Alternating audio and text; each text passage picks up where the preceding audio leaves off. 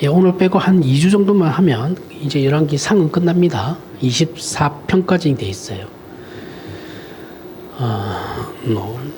거의 열왕기 상은 이제 마무리로 가고 있죠.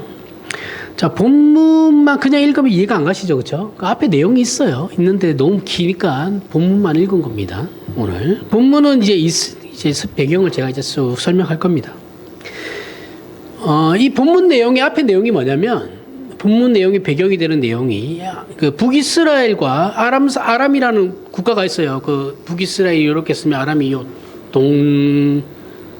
북동 쪽에 이게 아람이라는 왕국이 있는데, 그 뒤에 지도 제가 쭉 붙여놨거든요. 저거 나중에 참고하시면 됩니다. 저게 이제 이스라엘의 왕국이 시작부터 멸망까지 쭉 이게 12개로 이렇게 제가 정리해놔서 붙여놓은 건데, 그 궁금하시면 가서 보시면 됩니다. 아람 사이에 두 번의 전쟁이 있었어요. 우리는 읽진 않았지만 앞에 있었어요. 그 아람의 군사력이 훨씬 우세합니다. 북이스라엘보다 훨씬 우세한데, 북이스라엘은 하나님의 은혜로 두 번의 전투를 다 승리해요. 특히 이 두 번째 전투에서는 북이스라엘이 아람을 크게 이깁니다. 이상하죠. 이때 북이스라엘 왕이 아합이거든요. 아합 왕은 하나님께서 별로 하나님을 안 믿잖아요, 그죠? 근데 하나님께서 그 아합 왕에게 승리를 두 번이나 주시고, 두 번째 전쟁에서는 큰 승리를 주세요. 그래가지고 아합 왕이 그 아람 왕 벤하닷을 사로잡습니다. 고대 전투는 왕이 죽으면 끝나요. 왕이 잡히면 그걸로 끝입니다. 뭐 몇 명이 살았다 그건 상관없어요. 그 왕만 죽으면 됩니다. 그 옛날 이제 비슷한 게 그런 거죠. 임진왜란때 일본 사람들이 우리나라에 쳐들어왔는데, 일본 애들은 우리나라 왕만 잡으면 된다고 생각하고 이제 한성으로 미친 듯이 올라온 거예요. 근데 어떻게 했어요? 도망갔죠. 우리나라 왕은 도망가니까 왕이 안 잡히니까 얘가 왕은 성에 있어야 되거든. 성에 궁궐에 있어야 되는데 왕이 도망갔다니까 일본 애들이 이해를 못하는 거예요. 왕이 왜 도망가? 할복을 하든지 잡히든지 둘 중에 하나인데 자기네들 거기에는 개념에는 도망가는 건 없는 거예요. 우리나라는 도망갑니다. 도망가면 돼요. 왕만 안 잡히면 되거든요. 왕만 안 잡히면 전쟁은 이길 수 있습니다. 계속할 수 있어요. 이게 사로잡히니까 전쟁이 끝났겠죠, 그렇죠? 큰 성과를 거두게 됩니다. 그래서 오늘 본문은 바로 이 문제예요, 이 문제. 근데 이 사로잡았는데 문제가 뭐냐면 이 왕을 죽여야 돼요. 하나님은 죽이라고 했거든요. 근데 지 마음대로 풀어줘요. 살려서 돌려보냅니다. 이제 이 부분을 이제 선지자가 딱 오늘 본문에서 지적하는 거죠. 네가 죽여야 될 자를 하나님이 멸하시기로 작정한 사람을 네 손으로 놓아 주었은즉 네가 그의 목숨을 대신하리라. 그거예요. 이제 지적하심으로 그럼 이 문제의 중요성이 이제 드러나는 거죠, 그렇죠? 뭐가 그렇게 중요한가? 왜 하나님이 얘를 죽여야 되고 아합은 왜 살려줬는가? 거기에 대한 어떤 문제점이 있기 때문에 그런가? 이거 이제 살펴볼 겁니다.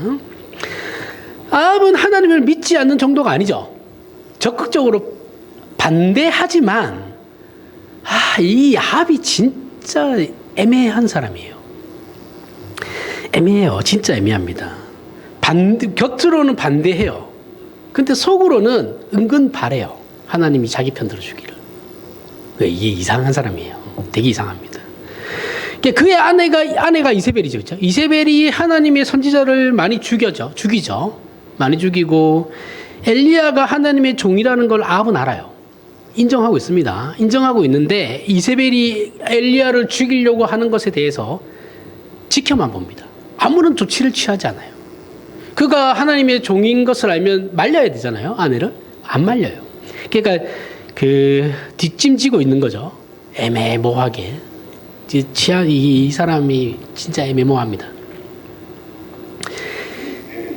이런 아합인데 본문 20장에 등장하는 그의 모습을 보면 위기에 지혜롭게 대처하죠.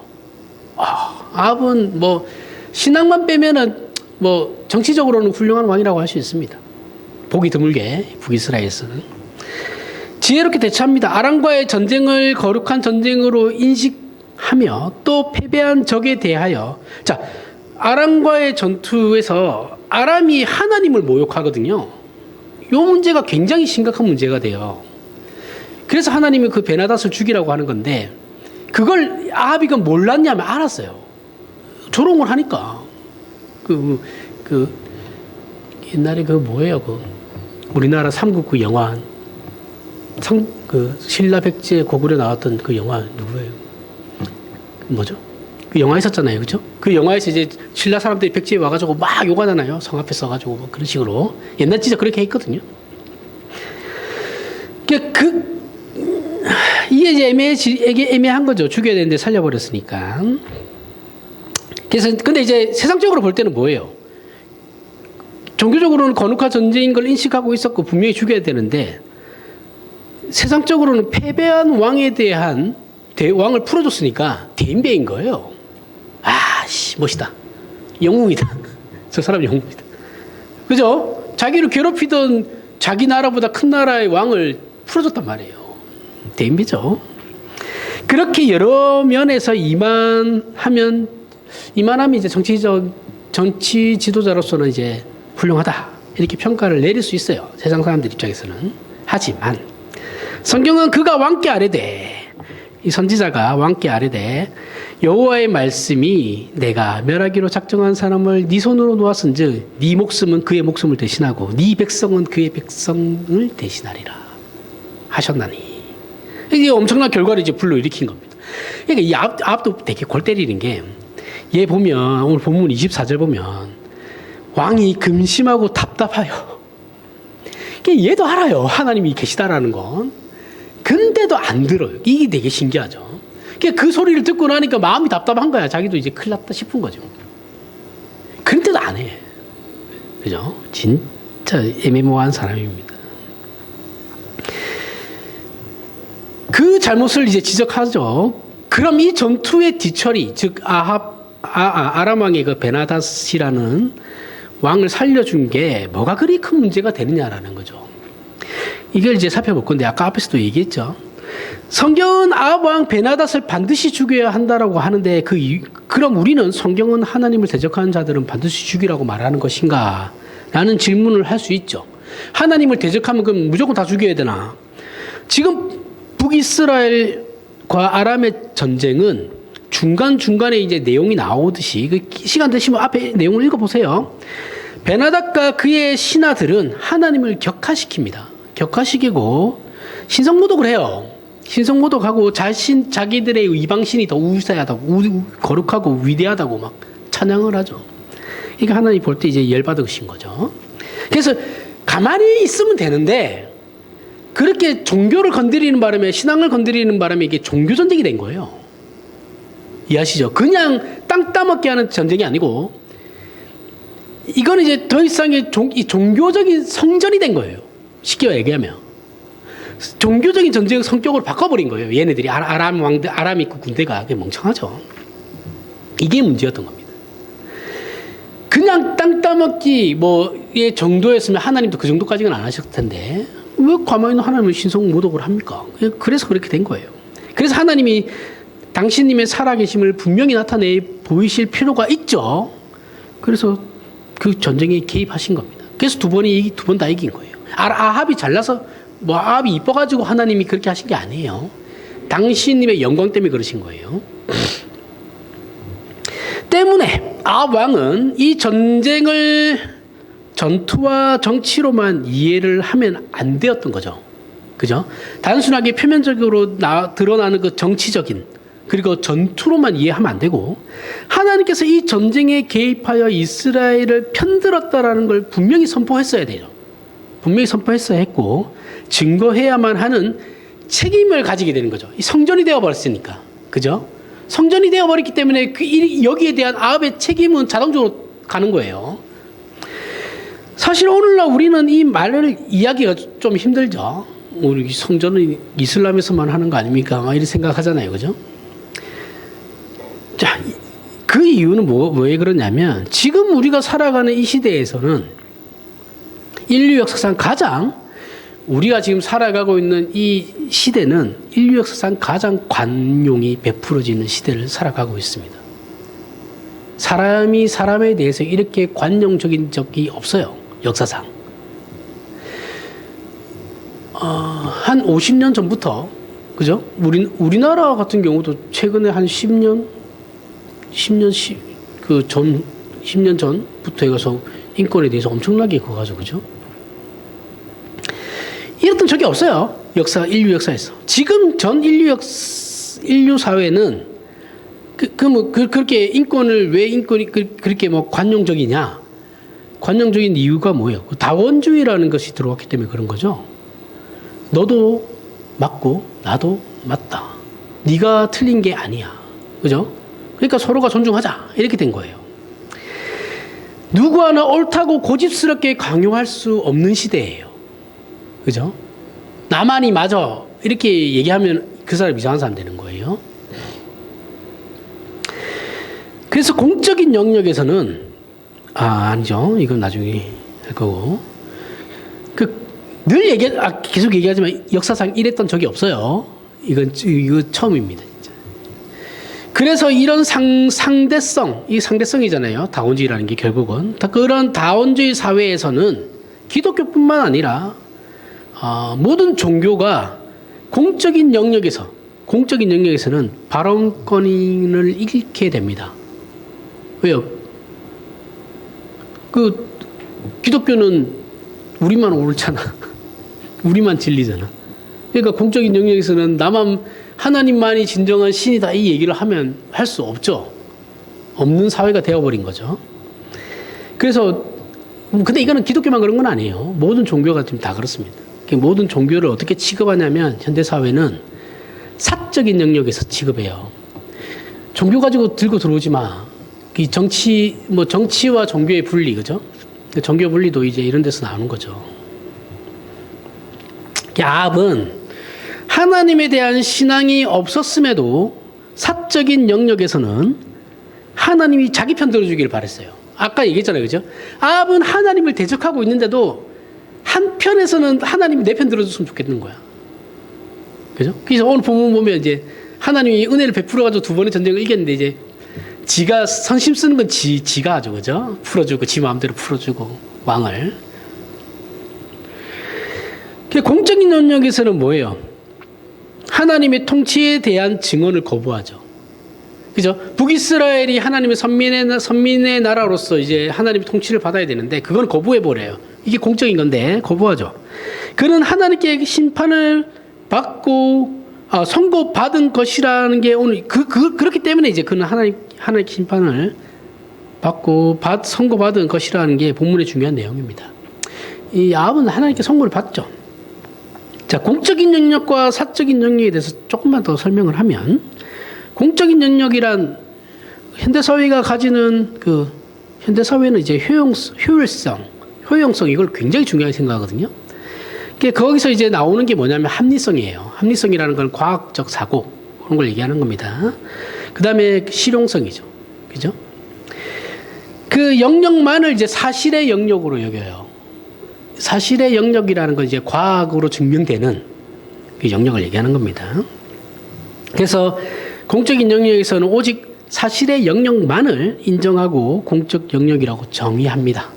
그래서 모든 사람이 참여하고 모든 사람에게 공통된 사실인 영역, 그것을 공적 영역이라고 해서 보통 정치, 경제, 사회, 문화, 교육 이렇게 그 분야를 나누어서 지칭하고 설명하는 영역입니다. 이 영역에서는 이제 종교는 무조건 사적인 영역이에요. 사적 영역이란 뭐냐? 개인의 선택이고 신념입니다. 취미의 영역을 말하는 것이기도 해요. 그래서 무엇을 믿는다라는 건 개인의 영역이지 공적으로는 요구될 수 없어요. 종교가 여기에 포함돼요. 앞에서도 얘기했지만. 그래서 다원주의 사회에서 종교는 공적인 영역이 아닌 사적인 영역으로 밀려났어요. 옛날에는 중세 기독교는 공적 영역이었죠. 그렇죠? 근데 그게 이제 르네상스와 계몽주의 이런 것들이 일어나면서 산업혁명, 그런 게 일어나면서 이제 계속 밀려간 겁니다. 이렇게. 과학이 발전하면서 그렇게 된 거죠.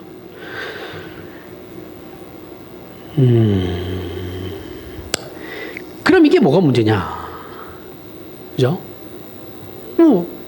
지금 우리가 살아가는 시대가 그런 건데, 뭐가 문제입니까? 이게 이제 다른 종교는 모르겠는데, 유일신 사상을 가진 종교에게 있어서는 문제가 돼요. 그 하나님이 온 우주 만물의 창조주시죠. 우리는 그렇게 믿어요. 그죠? 최소한 기독교 신자들은 그렇게 믿습니다. 그 유일한 주권자시고 심판자시라면, 하나님의 하나님 되심은 개인적인 만남에서 확인으로 우리의 신앙은 개인적으로 시작되지만, 그렇다 할지라도 하나님께서 온 우주 만물의 유일한 주인이시기 때문에, 자, 우리의 신앙의 시작은 개인적이죠. 나와 하나님과의 관계에서, 그죠? 내가 하나님을 만나는 거잖아요. 하나님은 나를 찾아오시고 나와 하나님과의 관계가 회복되는 건데, 이거 굉장히 개인적이죠. 그죠? 개인적인 것으로 시작되지만 온 우주 만물의 주인이 하나님이시죠. 그렇기 때문에 이것은 공적인 선포일 수밖에 없다라는 거예요. 이 우주 만물을 하나님께서 창조하셨기 때문에 하나님은 사적인 영역뿐만 아니라 공적인 영역에서 그대로 그냥 계시다라는 거죠. 그래서 우리의 책임 있는 신앙생활도, 따라서 신자의 생일이면 책임 있는 신앙생활도 공적 영역으로 요구될 수밖에 없다라는 겁니다. 이게 기독교의 입장이에요. 근데 이걸 못하게 하니까 문제가 되는 거죠. 그렇죠? 그래서 기독교가 그렇게 싫어하는 겁니다.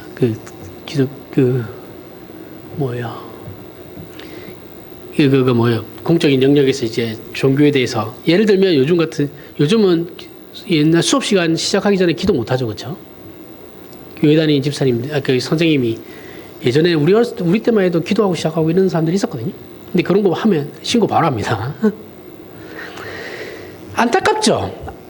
안타깝지 않다라는 게 아니에요. 안타깝고 참 씁쓸한데, 그거 아니어도 전도할 수 있는 방법은 무진장 많고, 그거 아니어도 신자됨의 모습을 나타낼 수 있는 건 무진장 많습니다. 기도만 하면 뭐해? 맨날 애들 때리고 그랬는데.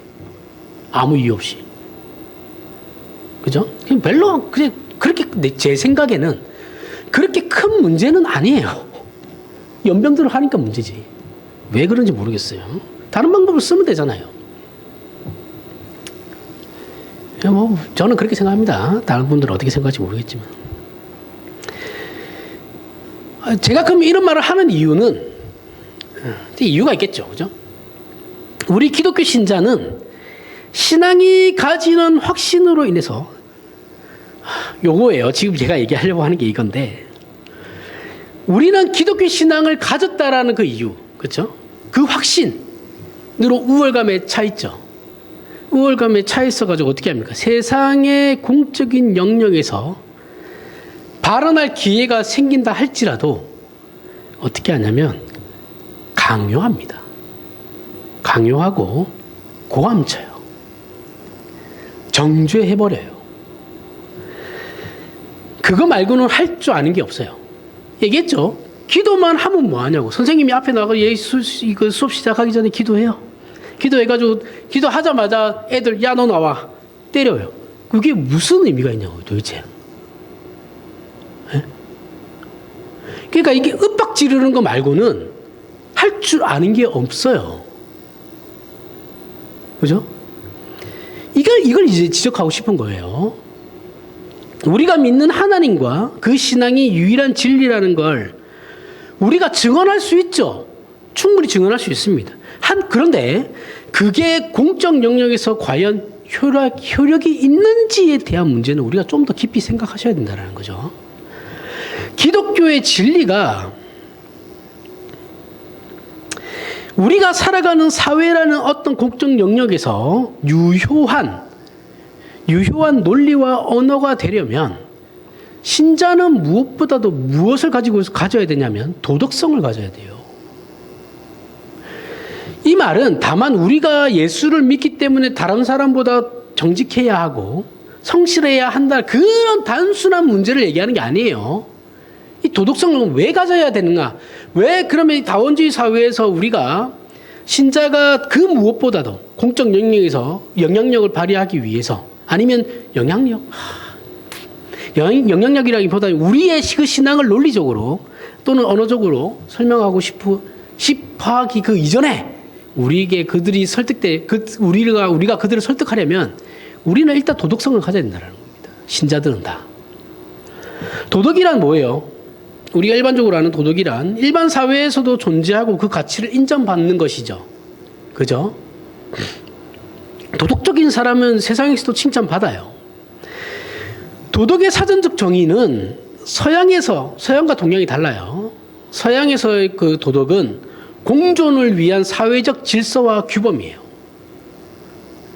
같이 살아가기 위해서 필요한 것.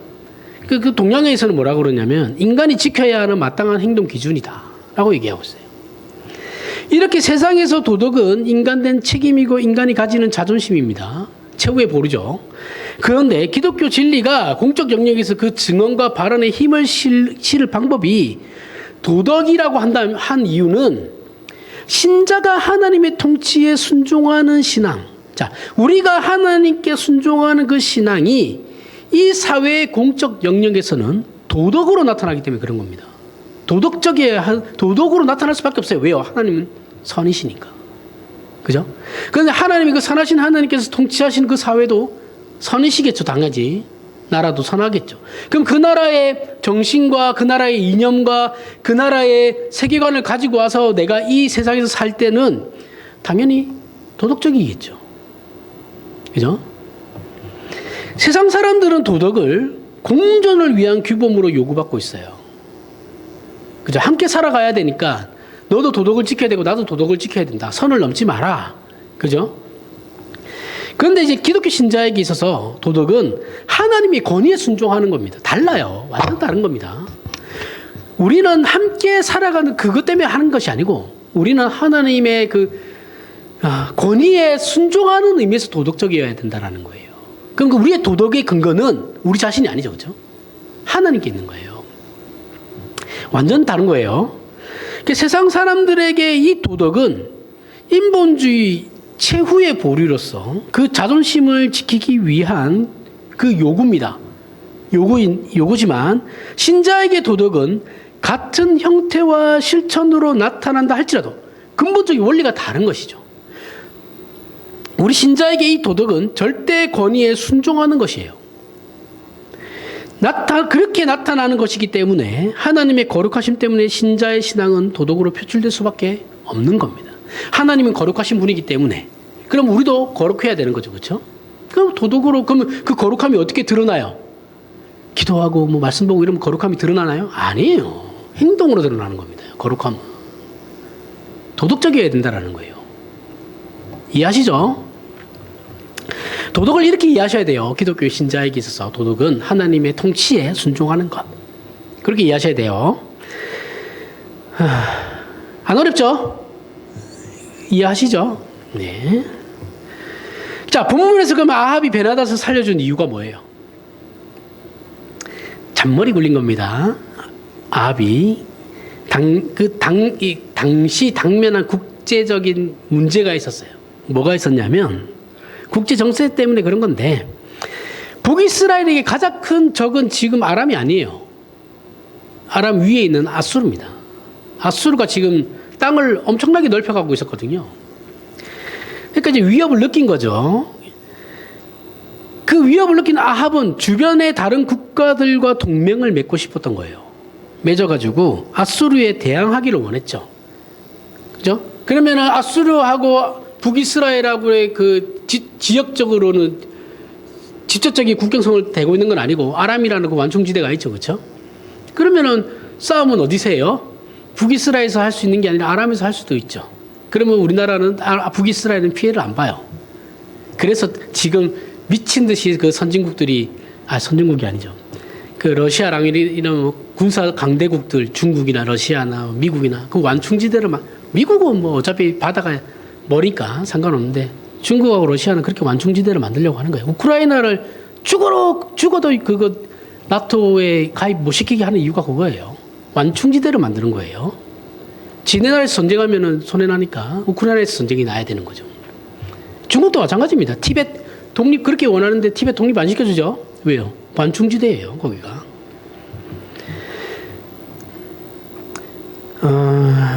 그게 국익이라고 생각한 거예요. 여태나 지금이나 똑같습니다. 그럼에도 하나님의 통치를 실천해야 했던 아합이죠. 왜요? 하나님의 은혜로 말미암아 전쟁을 이겼으니까.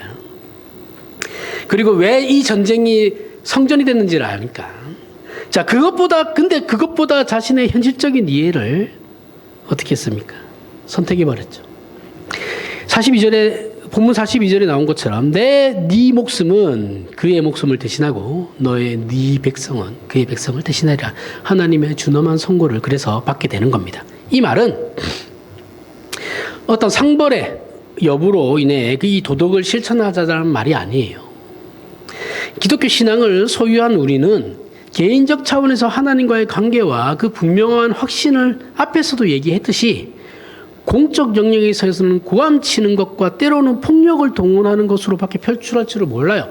지금 한국의 기독교를 보세요. 아니, 나가서 싸울 이유가 도대체 뭐가 있죠? 굉장히 원색적이죠. 그죠? 예수 천당 부신 지옥은 일제 강점기 때는 통일된 거예요. 지금은 굳이 그럴 필요가 없어요. 그걸 아직도 그러고 있죠. 그죠? 방법론적인 거잖아요. 예수 천당 부신 지옥 그 내용은 진리지만 그걸 어떻게 사용하느냐는 방법론적인 거는 시대에 맞춰서 따라가야죠. 근데 그걸 옛날에 100년 전에 쓰던 걸 그걸 갖고 와가지고 그대로 또 하고 있으면 사람들이 인정을 하나요, 그거를? 오히려 혐오감만 생기지. 저는 그것도 안 하니까 할 말은 없는데. 하여튼 문제입니다. 그런 게 문제예요. 승질내는 거 말고는 할 줄 아는 게 없다니까요. 그래서 기독교인들이 어떤 한 영역에서 어떤 모임에 가서 기독교에 대해서 얘기하고 이런 승질내는 거 말고는 할 줄 아는 게 없어요.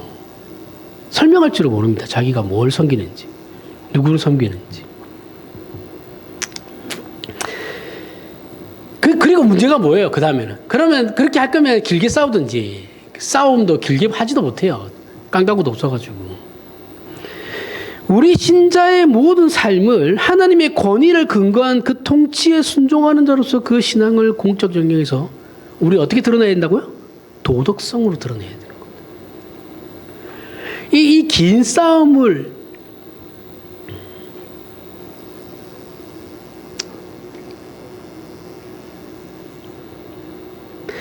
우리는 그 싸움을 하지 않죠. 도덕은 개나 줘버리라. 그죠? 우리는 하나님이 내한테 복만 주면 되니까. 기복주의가 뼛속 깊이 뿌리 박힌 한국 교회래 가지고 복만 받으면 돼요. 뭐 이상한 사이비 종교 믿는 거랑 똑같이 믿어요. 그죠? 도덕은 그냥 정치인들 보세요. 정치인들의 70%, 60%가 기독교인인데 하는 것도 보세요. 다 도둑놈이에요. 그죠? 도덕은 없어요. 막 지네들끼리도 뒤통수 치고 막. 그렇게 안 해요. 우리는 어떻게 합니까?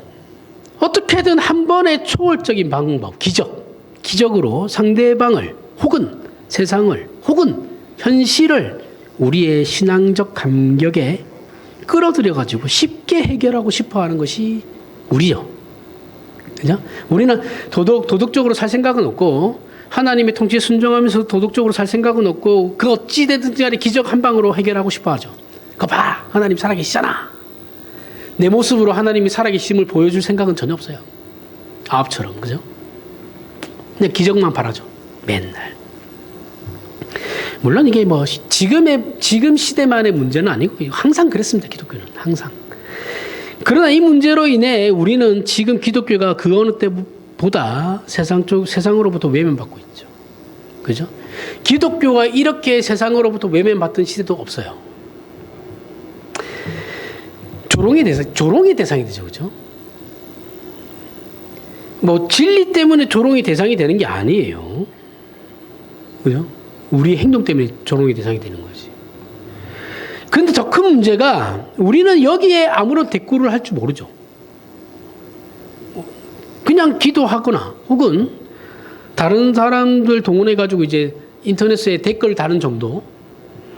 그것도 아니면은 직접 만나가지고 싸우는 거 말고는 할 줄 아는 게 없죠. 우리는 하나님의 통치와 권위에 순종하는 자로서 그 통치의 거룩성이 이 사회의 공적 영역에서 도덕성으로 공통되게 나타나야 하는 그 삶을 책임지지 않기에 아무런 대꾸도 변명도 하지 못하는 겁니다. 이게 본문에 나타난 아합의 문제예요. 교회가 장로와 군착해가지고 세금을 탈세해요. 그죠? 대형 교회도 많이 합니다. 뉴스에도 저번에 많이 나왔죠. 그죠? 교회 안에 사무실을 차려가지고 아예 그냥 탈세 사무실을 차려가지고 뭐 하는 짓인지 모르겠어요.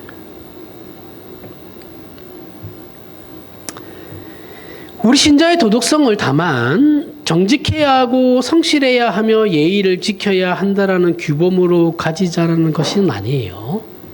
단순히 도덕적인 사람이 되자. 그게 아니에요. 그죠? 공의와 선이 있다라는 것을 말하는 겁니다. 신자에게는 하나님의 통치로 임한 그 도덕성이기 때문에 공의가 있고 선함이 있다라는 겁니다. 공의와 선은 개념만으로 존재하는 게 아니고 우리 신자의 인격으로 존재하는 통치자의 인격, 나의 인격으로 말미암아 하나님의 인격이 드러나시는, 그래서 우리 신자들이 세상 앞에 하나님을 증언해야 한다라는 겁니다. 이해가시죠? 우리가 속해서 살고 있는 인간 사회는 사실 하나님 없이는 살 수 없죠. 살 수 없음에도 불구하고 어느 사회든지 간에 사람 사이에 이해와 믿음의 문제가 전제되다 보니까 사람들은 뭘 요구하게 되냐면 복과 자유를 요청하게 됩니다. 복과 자유가 필요하다라는 것은 질서가 필요하다라는 말이죠. 그렇죠? 인간은 존엄하고 가치 있는 존재다라는 말이에요. 그걸 아예 그냥 성문화 시켜가지고 박아놓은 거죠. 그렇죠? 헌법이라는 것이 그런 거죠. 그러나 기독교 신앙은 이런 질서와 가치를 따지기 그 이전에 이미 권위가 있어요. 하나님의 권위라는 게 있거든요. 하나님이라는 유일한 통치자가 계시고 그분은 선과 의를 우리에게 요구하시죠. 요구하시는 분이시기에 하나님을 믿고 구원을 받는다라는 건 그분의 통치 아래 순종하며 항복하는 삶, 그것이 도덕으로 나올 수밖에 없는 것이다라는 겁니다. 이건 인간의 도덕과는 다른 거죠. 인간의 도덕은 뭐예요? 나에게서 나오는 거죠. 그렇죠? 앞에서도 얘기했지만. 그럼 도덕이 기독교 신앙과 연관된 것과 그저 혼자만의 규범이 되었을 때 어떤 차이가 생기는지 생각해 보면 이건 기독교 신앙을 생각할 때 은혜와 행위라는 것으로 대비돼요. 은혜는 거저 받는 것이고 행위는 뭐예요? 자기가 해서 만들어낸 결과죠. 그죠?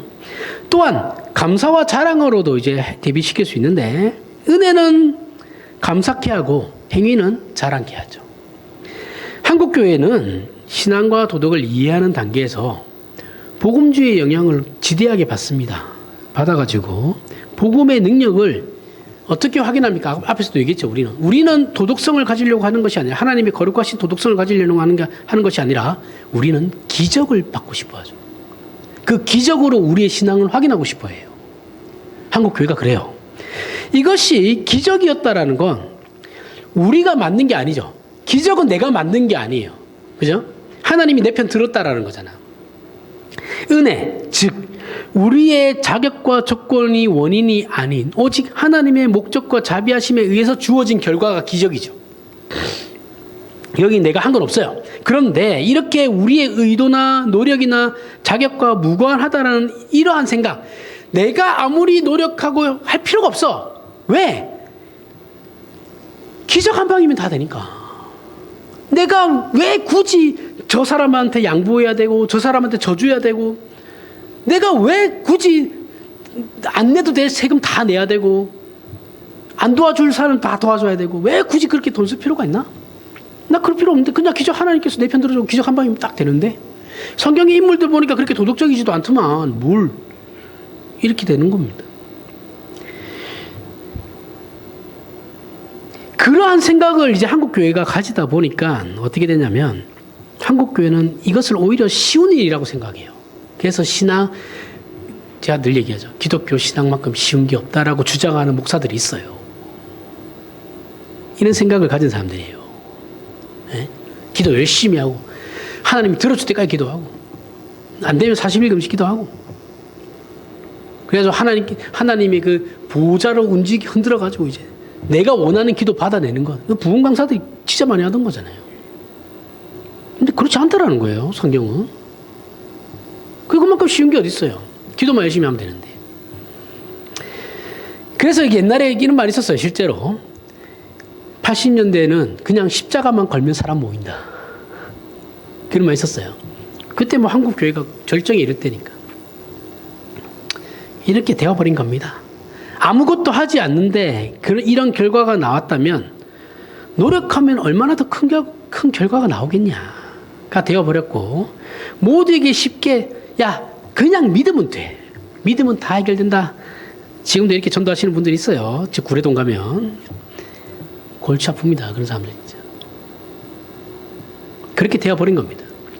복음의 능력이라는 문제에서 우리의 무가치함 이렇게 되면 나는 아예 무가치하죠. 그렇죠? 무가치함이나 우리의 무성의함으로 연결되어 가지고 이렇게 연결되면 안 되는 겁니다.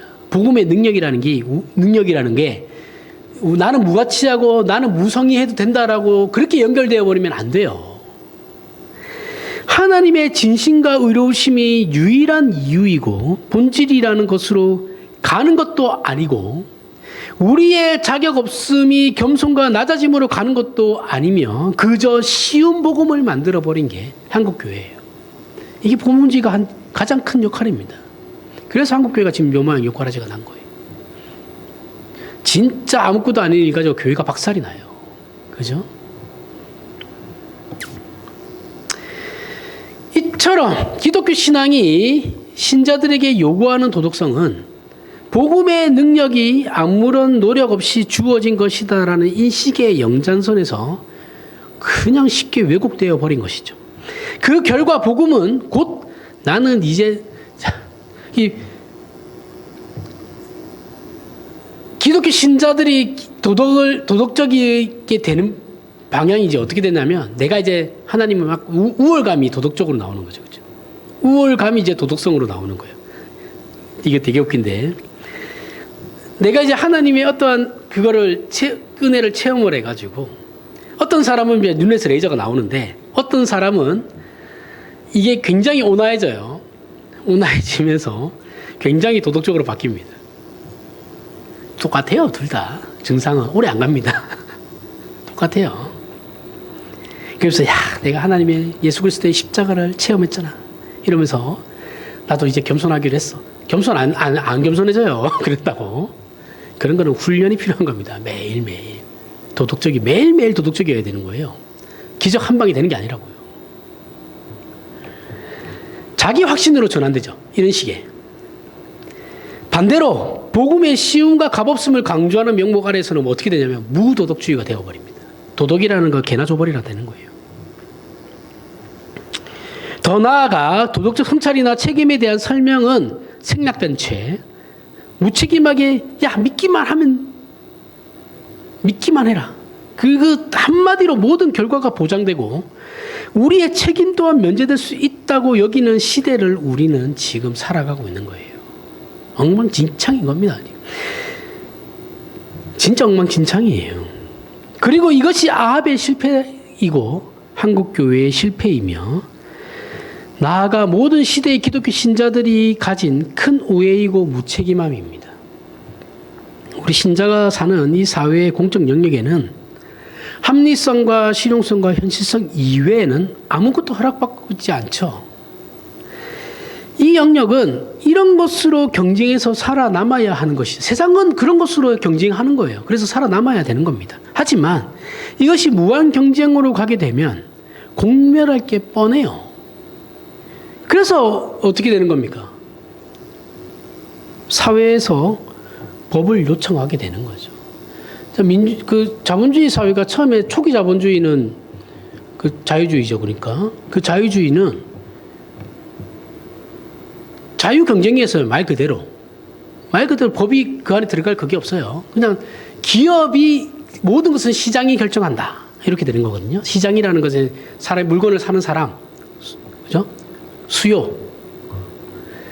그러면 공급은 수요에 맞춰서 나오면 이건 자동적으로 다 해결되는 거다. 이것만큼 선한 게 없다. 이렇게 나오는데 나중에 결과적으로 어떻게 됐냐면 있는 놈은 더 가져가고 없는 놈은 안 되는 거예요.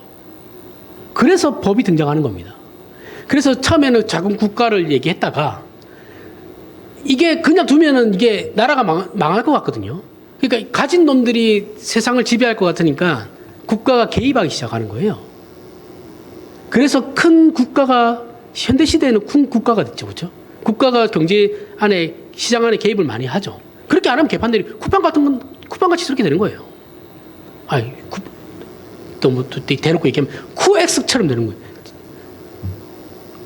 그게 자본주의예요. 저 극단적으로 하면 저렇게 되는 거예요. 그래서 법이 등장하는 겁니다. 그래서 작은 국가가 지금 뭐 극보수주의자들 얘기하는 거 작은 국가가 좋은 게 아니에요. 그거 다 기업들만 잘 먹고 잘 사는 거거든요. 낙수 효과 같은 거 없어요. 그거 끝난 지가 이미 50년이 넘었습니다.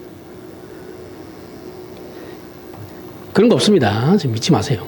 그렇게 얘기하는 사람들. 있는 돈은 더 가져가는 겁니다. 어떻게 가져가요? 인플레이션으로 더 가져가요. 여러분들이 돈을 이만큼 모아놨으면 이 돈의 가치를 떨어뜨려요. 돈을 막 찍어내가지고. 그러면 여러분들 그 돈은 다 가치가 없어지는 겁니다. 있는 놈들은 다 굴리거든요, 돈을. 어디에 투자하면 다 알아. 어디 투자하면 돈 되는지 다 아니까. 안 돼요. 그래서 나라가, 큰 나라가 있는, 정부가 이제 개입하는 거예요. 그냥 하는 게 아닙니다. 이게 공산주의 사회 아니에요, 그런 건. 어떤 멍청한 사람들 그런 걸 공산주의라고, 사회주의라고. 사회주의 아니에요. 미국에서 먼저 시작한 거예요, 수정자본주의라고. 에이, 이것도 나중에 기회 되면 설명하겠습니다. 난 너무 무식해가지고.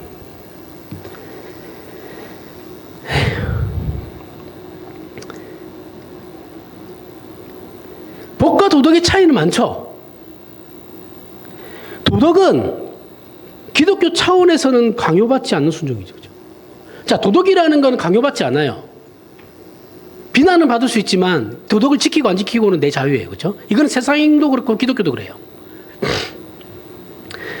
그래서 기독교 안에서 들어오면 이 도덕이 이제 신앙이라는 건데 결국 신앙을 내가 좀 더 열심히 하냐 안 하냐는 내 자유예요. 그죠? 그렇기 때문에 이제 도덕은 강요받지 않고 법은 뭐예요? 강요받죠. 법은 진짜 규칙이잖아요. 최소한의 도덕이잖아요. 법이. 이것조차도 안 지키면 니는 인간도 아니다 이거잖아요. 그래서 벌금 내고 막 감옥 가고 하는 거잖아요. 현대사회에서 법에 저촉되어 처벌을 받게 되면 다 억울해합니다.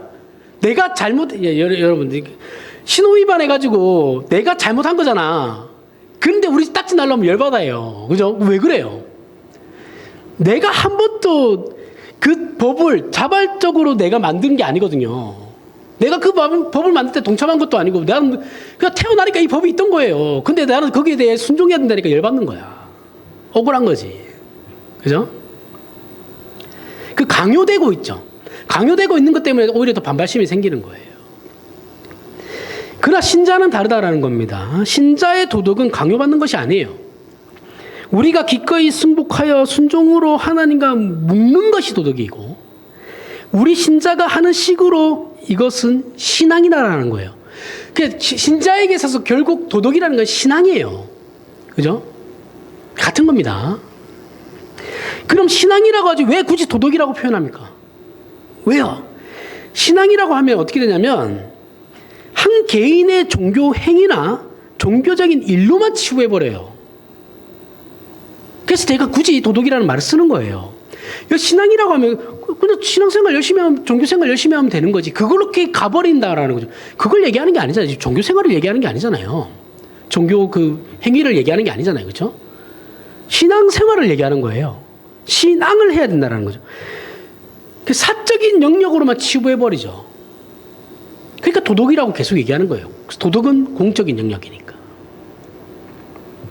우리는 이 신앙을 우리가 살아가는 한 나라의 정치, 경제, 사회, 문화, 교육의 현실 속에서 하나님의 통치에 순종하는 차원에서 그 도덕을 지키는 자로서 자리매김을 하는 일이라고는 생각하지 않아요. 우리는 도덕과 신앙을 이런 식으로는 생각하지 않아요. 그러니까 기독교가 공적 영역에서 계속해서 발언권을 잃고 있는 겁니다. 나와가지고 기껏 한다는 소리가 너네 이러면 이렇게 살면 다 죽어. 하나님이 심판받을 거야. 기껏 나와가지고 하는 소리가 동성애야. 너네들 다 지옥 간다. 에휴, 진짜 수준 낮아가지고. 진짜 수준 낮아서 할 말이 없어요. 이제 그렇게 얘기하면. 대화를 하자라는 게 그러면 아니죠. 그죠? 대화를 해야 되잖아요. 신자가 신자들끼리만 살아요? 아니잖아요. 신자들끼리 있을 때야 그렇게 하면 뭐 상관없죠. 우리는 세상과 대화를 해야 돼요. 우리끼리 사는 게 아니에요. 세상으로 부름을 받은 거잖아요. 대화를 해야 대화를 하면 대화하는데 니 그러면 벌 받아. 니 그러면 이러면 대화가 됩니까? 싸우자라는 거지. 나는 진리의 선을 펴가지고 옳은 말만 하고 있는 거야. 사실만 얘기하고 있는 거야. 입을 찢어놔야 됩니다. 진짜. 그런 사람들. 마태복음 5장. 내 이웃을 사랑하고 내 원수를 미워하라 하였다는 것을 너희가 들었으나 나는 너희에게 이르노니 너희 원수를 사랑하며 너희를 박해하는 자를 위하여 기도하라. 이같이 한즉 하늘에 계신 너희 아버지의 아들이 되리니 이는 하나님이 그 해를 악인과 선인에게 비추시며 비를 의로운 자와 불의한 자에게 내려주심이라. 그럼 하나님께서 뭐 하려고 해를 갖다 악인에게 왜 비춰요? 비를 뭐 하려고 그럼 불의한 자에게까지 비를 내려주시는 이유가 뭐예요? 그러면? 세상의 도덕성은 자기의죠. 기독교의 신앙의 도덕성은 사랑입니다. 신앙 이꼬르 도덕 이꼬르 사랑. 즉 기독교에서 도덕은 자기를 위하거나 자기 증명이 아니고 상대방을 위한 섬김이에요. 섬김이고 희생입니다. 원수를 사랑하는 것입니다. 그 이유는 이같이 한즉 하늘에 계신 너희 아버지 아들이 되리니이죠. 기독교 신앙은 우리가 원하는 것을 얻기 위해 주술도 주문도 초월적인 마술이나 마법도 아니에요. 기독교 신앙은 하나님을 아는 것이고 그분을 알기에 기꺼이 그 통치에 우리 자신을 맡기는 거죠. 그건 하나님의 통치가 우리의 기대와 소원과 상식과는 비교할 수 없이 높기 때문에 그런 겁니다. 인간이 만들어낸 유토피아라고 해봐야 하나님께서 허락하신 천국과 비교가 되지 않나요? 우리의 인격이라고 해봐야 우리의 도덕과 그 이상이라는 것을 아무리 얘기해봐야 하나님의 성품과는 비교가 되지 않아요. 이게 기독교예요. 마태복음 5장 46절 48절 너희가 너희를 사랑하는 자를 사랑하면 무슨 상이 있으리요? 세리도 이같이 아니하느냐? 또 너희가 너희 형제에게만 무난하면 남보다 더하는 것이 무엇이냐? 이방인들도 이같이 아니하느냐? 그러므로 하늘에 계신 너희 아버지의 온전하신 것 같이 너희도 온전하라. 자, 여기에 남보다 더하는 것은 도덕적 실천에서 더 나아가는 것이라기보다는 내용에서 더 나아가는 겁니다. 지금 우리 기독교 신앙은 이걸 못해요. 우리 기독교 신자들은 우리들끼리만 모여야지만 얘기가 통하고 가치가 전달된다고 생각하죠.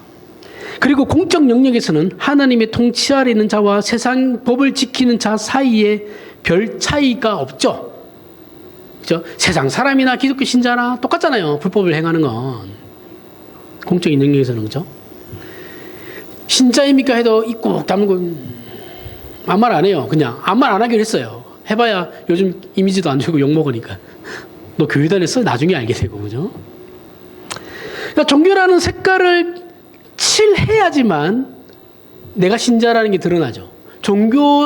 기독교의 어떤 모임에 가야지만 내가 신자라는 게 드러나요. 삶으로는 전혀 표현할 줄 모릅니다.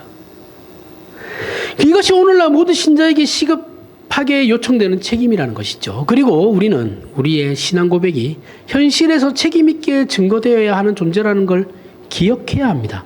그래서 우리는 우리의 일상을, 우리의 삶의 모든 경우를 도덕성을 가지고 지켜야 하는 거예요. 신앙을 가지고 살아야 한다는 거예요.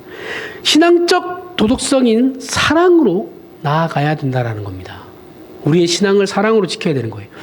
우리는 이 성경의 기록이 적국에 의해 망하여서 지금 포로가 되고 나라를 잃어 방황하는 이스라엘 민족에게 쓴 돌아보는 이스라엘의 역사라는 것을 잊지 말아야 됩니다. 지금 이스라엘의 실은 망했죠.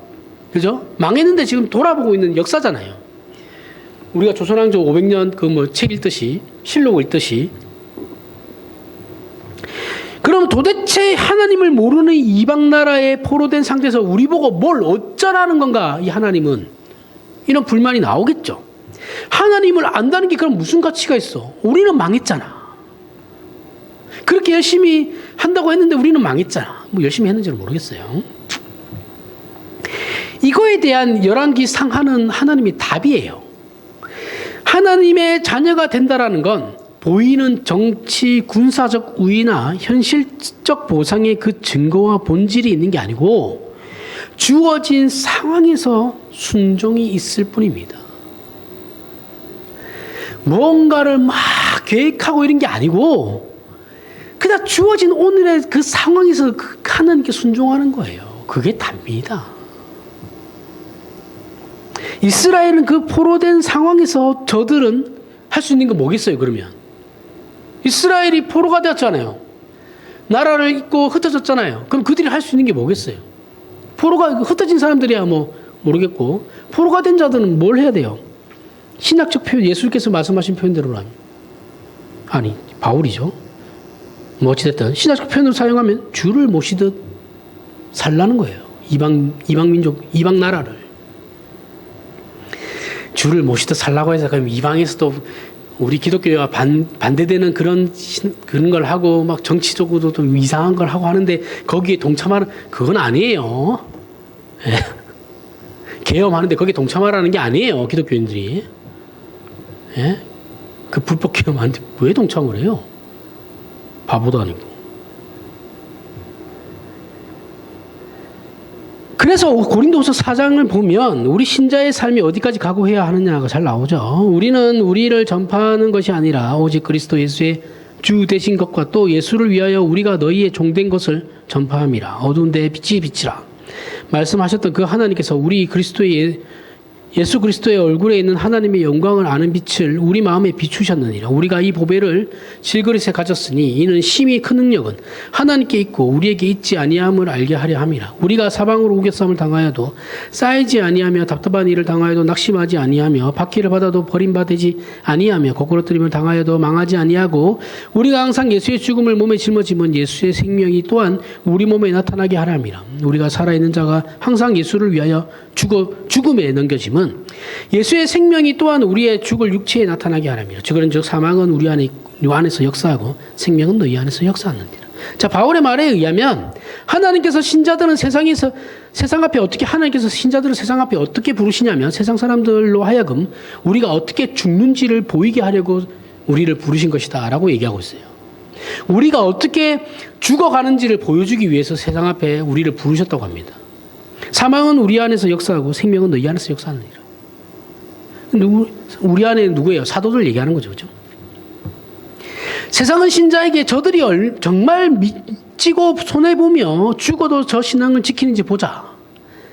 저들이 믿는 신앙이 공적 영역에서의 도덕성이 정말 이해관계를 벗어나서 저럴 수 있는지를 보자를 요구하고 있고 하나님께서도 우리 신자를 거기까지 가야 된다라고 말씀하고 계시는데 우리는 이거 안 하죠. 왜 그걸 내가 손해보는 걸 죽으라고 싫어합니다. 우리는 매일 사망에 넘겨질 겁니다. 우리는 근데 살려고 하죠. 하나님은 우리를 계속 죽이려고 하시는데 우리는 계속 살려고 해요. 발악하면서. 그러나 우리는 이 세상이나 세상의 보상이나 방법이 우리 신앙의 근거가 아닌 것을 보이기 위해 기꺼이 죽을 겁니다. 그죠? 죽는다는 게 생물학적인 죽음을 얘기하는 게 아니죠. 그죠? 십자가에서 죽는 죽음을 얘기하는 겁니다. 예수 그리스도와 함께. 우리는 죽으면서도 악을 쓰지 않고 순하게 죽을 거예요. 나는 비명도 지르지 않고 죽을 거다라고 하는 것도 악이에요. 털 깎는 자 앞에 잠잠한 양같이 이것이 그리스도의 죽음이었습니다. 그렇죠? 또한 이것이 우리에게 요구되고 있는 현실적 책임이에요. 죽으라는 겁니다. 뭐를 가지고? 사랑을 가지고. 하나님께서는 우리 모두를 세상을 준다 해도 하나님과는 바꾸지 않을 것이다. 이 고백을 할 수 있는 상태로 우리 전부를 이끌고 갈 거예요. 온 우주와 역사의 영웅이 된다 해도 하나님의 사람이 되는 것과 바꾸지 않겠다. 이것이 기독교 신앙이죠. 누가 400억 준다 그러는데 너 내일부터 교회 가지 마 이렇게 하면 어떻게 하실 거예요? 400억은 좀 그죠? 잠깐만요. 고민 좀 할게요. 하나님. 기도 좀 하고 골치 아파지는 겁니다. 그러면 기도하고 결정할게요 하면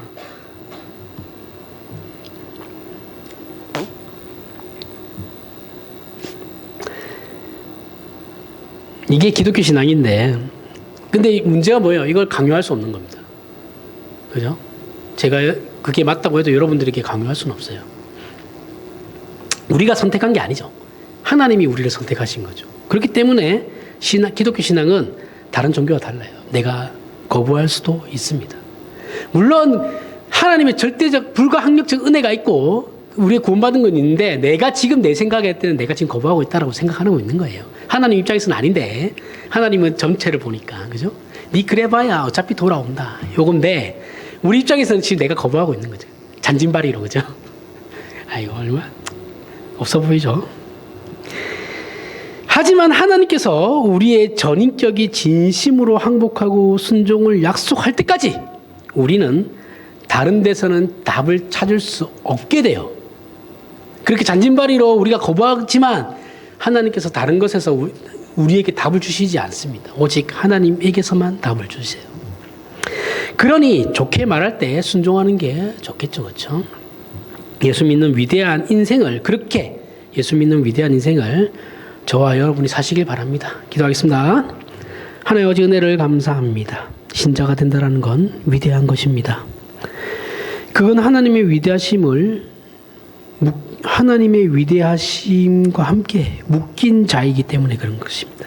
그 인생을 삶의 어떤 경우와 상태와 조건 속에서도 드러내는 자들이 되게 하시고 지키는 자들이 되게 하여 주시옵소서.